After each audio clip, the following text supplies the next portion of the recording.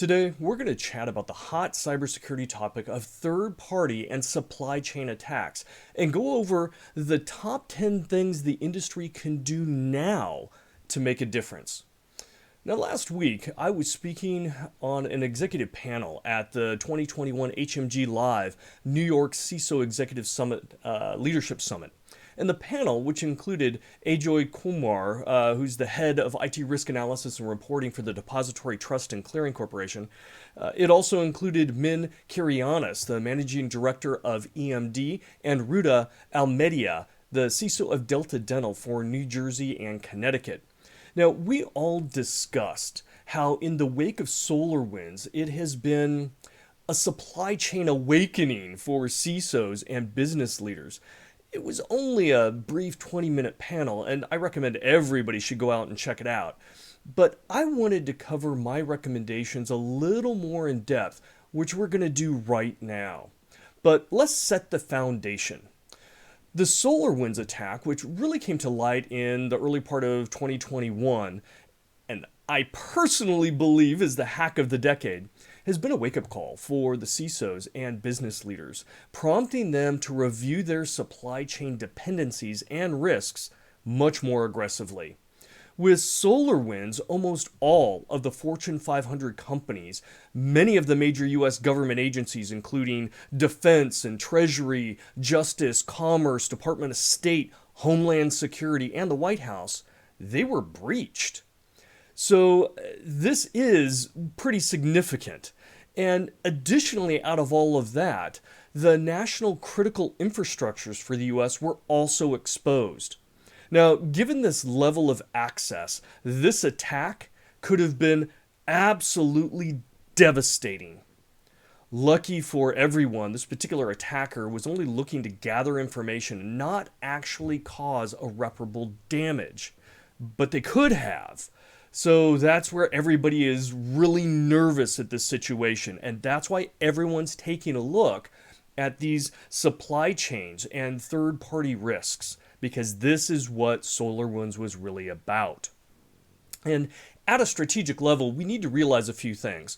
First off, supply chain and third-party risks, they're huge, and in fact, they're growing even more. The more we adopt digital technology and bring it into our companies and our homes and our lives, the greater the risk.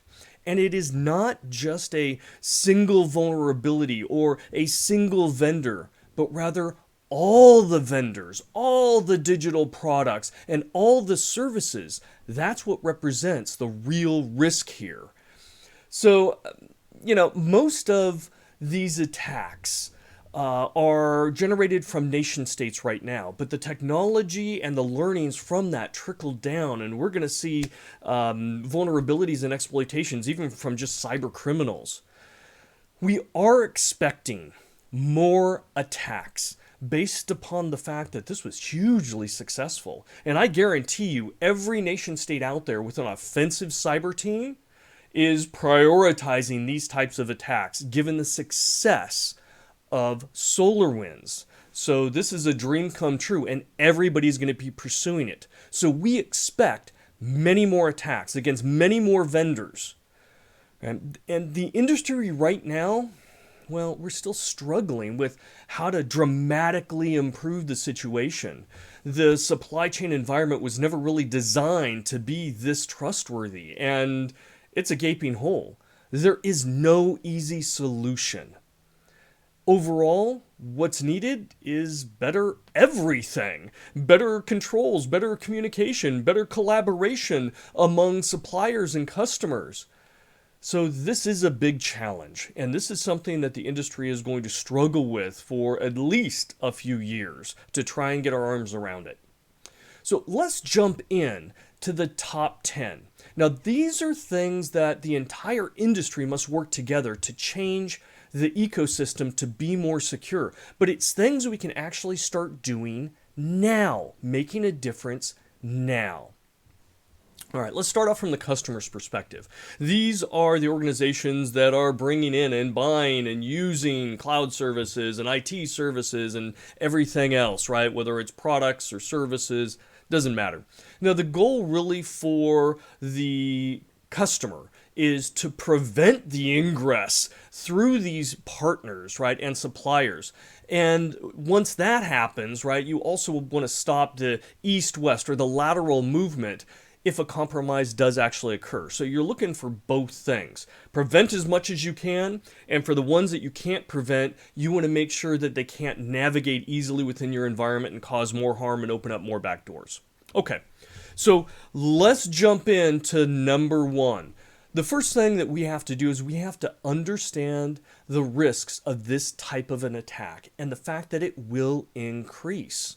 And we have to get our head around that, especially the CISO and the cybersecurity teams, so that they can incorporate the cybersecurity risk into the modeling that they do. And that should impact the corporate policy, the security policy, the vetting of vendors, employee training, crisis response exercises, budgets, and even security metrics. So understanding those risks, because it does change, how you see that in the organization, and it's going to shift some priorities, right? That has to be accounted for in a formal, comprehensive way. So that's the first thing, and it's really up to the CISO to make that happen. Okay, the second thing is we have to scrutinize the vendors more carefully. Most companies don't do a very good job at this to begin with. Some of them ask a few questions. Some of them look to see if their vendor has some type of certificate, which there's not a whole lot of confidence in, to be perfectly honest, right? And they're not doing a good job. So we have to up-level that. We have to know which vendors actually do have good security, which are communicating well, which have the controls in place, which have locked down their products and services, which are treating your data with respect and handling it in ethical ways. That takes work. And you may vet out certain vendors because they don't align with that. But if we don't ask the questions and we don't dive in a little bit more, we'll never know. And the vendors need that pressure. Because if they don't have the pressure, why would they invest more in security? Why would they even try and pursue some type of certification or oversight or audits, right? That pressure has to come from the customers, and this is that first step. So what are we talking about here? Well, we need to formalize a vetting and approval process. And that's going to change and shift the cybersecurity policy, guidelines, and procedures. And that also has to tie in to the actual contract with these vendors and suppliers, because there needs to be stipulation for both cooperation and liability. Okay, number 3. Well, as a customer, we have to compartmentalize network access. And what are we talking about here? We're saying we need to limit access both at the perimeter and within the internal network itself. So there need to be more granular controls. Something like zero trust architecture is really good, although there's no formal standard, but the architecture and the concept there is really good. And there's lots of vendors out there. The process of whitelisting is also very good, only allowing certain connections with trusted parties. Authenticated point-to-point or end-to-end encryption, right? These kinds of things are best practices, and it very much limits who can come in, and once they are on the inside, where they can go. So even if you do have a trusted application or process or something of that sort, it's very limited where it can go. And that creates tremendous barriers for the attackers who can get a beachhead, but if they can't get any farther than that, right, that gets very frustrating, and that can force them to show their hand or move on to a different target. So that's very important. Again, not an easy thing to do. Okay, let's look at number 4. Talking about those contracts. We have to implement contracts that require better security, faster notification, cross-team cooperation like training or response exercises, and also have more specificity for liability coverage for response and even damage relief. But when we're creating those contracts or signing contracts with third-party vendors, suppliers, contractors, whatever. This needs to be part of the language, and the legal team needs to make sure that it's in there and it's aligned with the overall risk that the company is willing to accept. Okay, let's move on to number 5. Number 5 is really about cross-training between those third-party suppliers and vendors and their customers, right? We want to have cooperation to improve responses between those entities. Are you doing tabletop exercises? Many of the best companies are doing cyber tabletop exercises or some kind of drills at least once a year internally. But why aren't you also including your third-party vendors? Think about that. We're all tied together in this chain, and this supply chain. So we need to be working at that level as well. And when something goes sideways, you better hope that your CISO has a personal relationship with the CISO of that vendor or supplier, right? You want that informal trust and communication, and you want to know the crisis teams are going to be able to work in lockstep very quickly, jump on it fast, very effectively. Okay? So again, we have to expand those crisis exercises to include the customers, but also the suppliers and vendors. Okay, number 6. We have to test the vendor and supplier updates. Now think about this. When you install software, many times it's calling back to that home company and doing updates, whether it's your operating system or applications, software that you've purchased, services, things in your cloud environment, right? We need to make sure where it makes sense that we are testing those as much as possible. And again, there is some difficulty there in understanding exactly what you should do. And in general, what I would recommend is delaying any non-security updates, like feature updates, right? Or pre-deploy those into a test environment for a while. Take a look at them, vet them, see if they're doing what they should do or not. Right? And you just want to have a little bit of sanity check. And I've worked with organizations that would release to one part of the company that was less sensitive and would hold back for a period of time just to make sure it didn't crater their most important part of their company. Again, whatever makes sense for the industry, for the organization, and everyone's going to be different. This is something that the CISO and the frontline managers, the C-suite, really kind of need to decide what is that right balance between security, risk management, cost, business impact, things of that sort. Okay, let's go to 7. This is an important one, and it often gets ignored.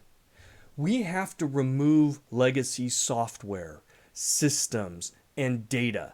Think about this, right? Old data becomes caustic. Legacy systems that aren't used anymore but are still out on servers or still have connections or accounts or still running, they are a growing vulnerability over time. Get rid of them. Now, often organizations, they spend money to integrate these things, but they don't want to spend the expense or capital or have the business disruption of ripping them out when they're no longer used. But again, they create a huge security risk, especially for those products that are no longer supported by the vendor, because the bad guys may find new vulnerabilities. They may never get patched. Right? You may never patch them. The vendor may never actually create a patch for them, and that constitutes an unknown vulnerability that can be exploited.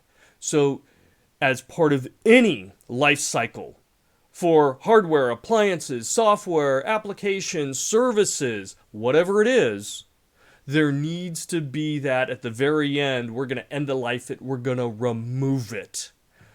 Otherwise, it can be your Achilles heel.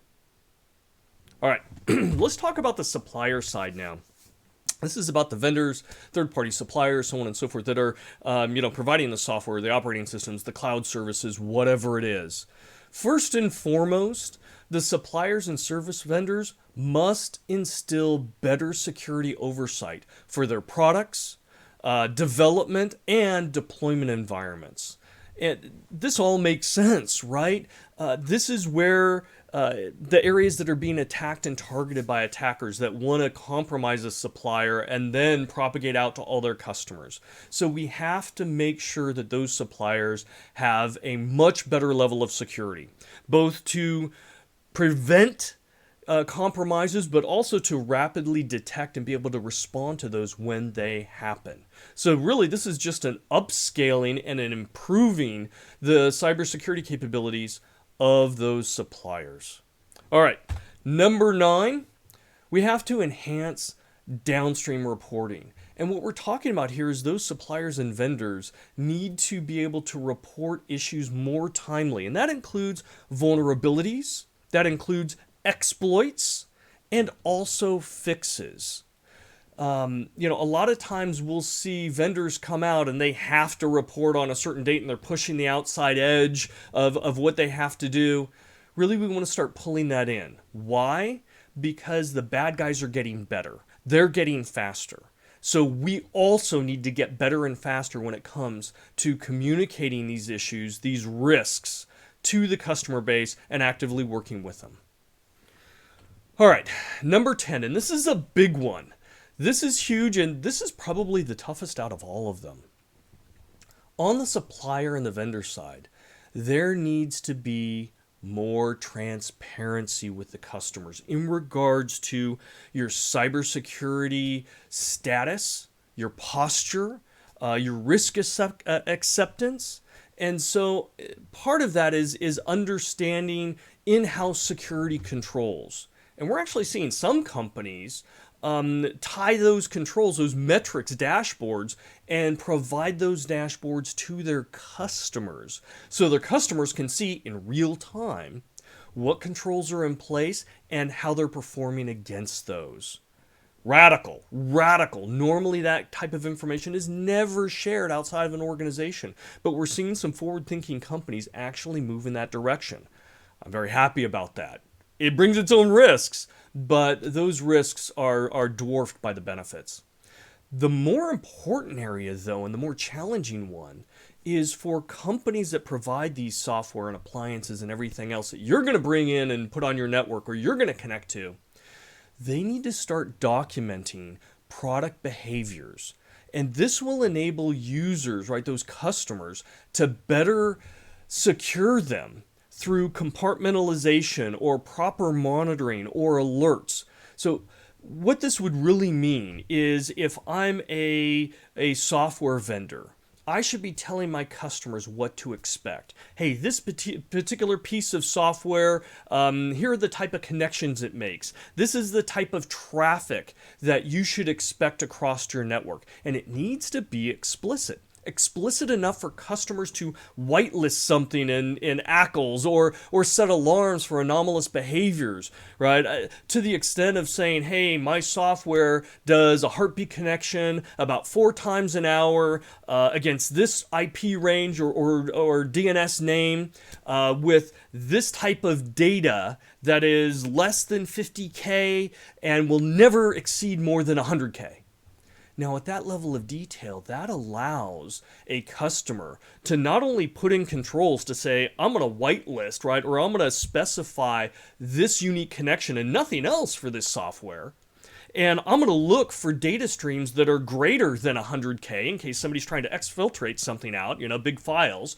That's going to flag, right? And it gives them the ability to lock things down, to detect when something's going wrong, and when they do, they should be communicating that back to the vendor to say, hey, I'm seeing your product doing something. What do you know? Are your other customers seeing this? Is this a breach? And now you guys can work together to figure out, is this just anomalous behavior and benign, or is this potentially malicious and you need to move fast on it? So it helps everybody in doing that. But that type of documentation about products and services is not easy. It is time consuming. And a lot of software and hardware organizations think that exposes them too much. And again, I'll go back to the fact that yes, it brings a little bit more risk, but that is completely dwarfed by the massive benefits that it provides both the vendor and the customers. So this is really where we need to go. All right. SolarWinds attack, it really has been a wake-up call for CISOs and business leaders, and has been prompting them to review their supply chain dependencies and to identify their greatest vulnerabilities. It seems that every conference that I'm going to and speaking at, that is a huge topic. When I'm talking to my peers in the back room and we're talking about what's going on in the industry and what we have to solve, this is topic number one right now because we are so far behind. The industry is really scrambling to figure out how to fundamentally change and improve overall trust when we're talking about third-party vendors and supply chain security. And it will take everybody to find that right combination of solutions and best practices. There is no simple solution or tool. So first off, don't believe any vendor peddling wares saying that they can do and solve this problem, and ignore them. They're lying. They're not trustworthy. Don't do business with them. Right? The entire digital supply chain was never designed with this threat in mind. So expect it to take some time for the security industry and the customers and everybody else to make significant strides to undermine the likelihood of such attacks. And again, the primary attackers in this field are nation states. Some of these nation states have billions of dollars to throw at this area to try and keep it vulnerable. So this is going to be a big test for cybersecurity in the next few years. But in the meantime, these 10 practices that I just talked about can greatly reduce the risk of compromise and the overall cost of impacts. For every organization out there, vendors, suppliers, and customers, I suggest to apply what you can. Now let me know if I've missed anything. Let me know in the comments. And as always, click on the like button if you found this insightful, and subscribe to the Cybersecurity Insights channel for more best practices, rants, and strategic viewpoints.